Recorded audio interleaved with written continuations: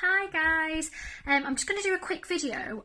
Something that's coming up loads at the moment is people going for properties just because they think they should. So what I mean by that, prime example, a big massive empty building. As a property investor, it's that thing where you feel that you need to be able to turn that building into something, oh, it's massive, or a property that's really run down, then straight away you're like, that's got to be a deal.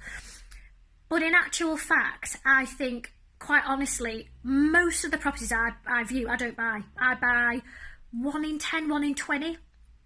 So I walk away from most properties, and it's picking out the one that's actually going to make you money. And I think that people, the worse a property is, the more excited people get. And actually, yes, sometimes they are amazing opportunities, but actually there's so much more that goes into it than seeing a rundown house. In a lot of cases, a rundown house, falling apart, it's got subsidence, it needs 50 grand, it's only worth 70, and they're trying to sell it for 50.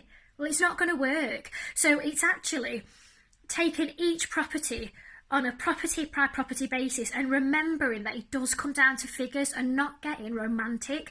I was speaking to someone the other day, and they were absolutely sold. Their heart was absolutely sold on this property. I was just saying, it's not going to make you money. Like, let it go. Just because it's a big property doesn't mean it's the right one. Doesn't make any difference. You've got huge 1,000,001 issues with it. Let it go.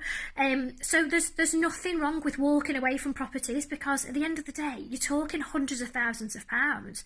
And if the figures don't stack up, don't try and force a deal. And I do think the more education that you have, as good as it is, I think that I've definitely done this in the past. You want a deal to work so much that you look and you go, well, it's a lease option. It's a lease option, or it's vendor finance. And you're trying to find all these ways to get this deal that's never going to work. You're trying to get it over the line, but it's not a deal. So there's nothing wrong with walking away from properties that don't work. And there are some properties I look at and I just think, oh God, sod that. If we're talking structural issues, I'm not interested unless it's going to have a massive end value. It's not worth the hassle. And some of my best deals, yes, I've had some cracking deals where I've needed to do 25, 30 grand refurbs, but actually some of my best deals have been like really little cheeky turnarounds where I've got them dead cheap. I've only needed to spend 7, 8 grand, turned around, back on the market, and they're rented out in a month.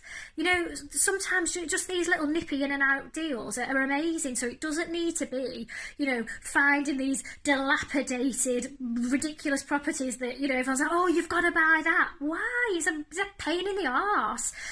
So actually, it's just keeping, a real, what am I trying to say? A balanced view, and not getting excited when you see a rundown empty house. They're not always going to make you money. They're not always a deal. You don't have to buy every rundown property you find, because sometimes they're just too far gone and they're just not going to work. So don't get emotionally involved.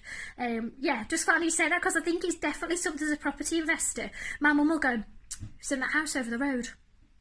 You see it's on the market. I go, yeah, it's 30 grand overpriced, mum. Well, just saying. Our Adelaide round the corner said, it's knackered inside. All right, well, I'll buy it then. There is definitely that mindset of, it's for sale, you've got to buy it. No, you only buy the deals that are really good, that are going to make you money, you can pick up nice and cheap, and there's a definite exit strategy for you. I'm having like the worst hair day ever. I've got Grayson today and he's sleeping, and I just couldn't do anything with my hair, so I look like a 5-year-old. Hope you find that useful anyway, and see you guys soon. Bye!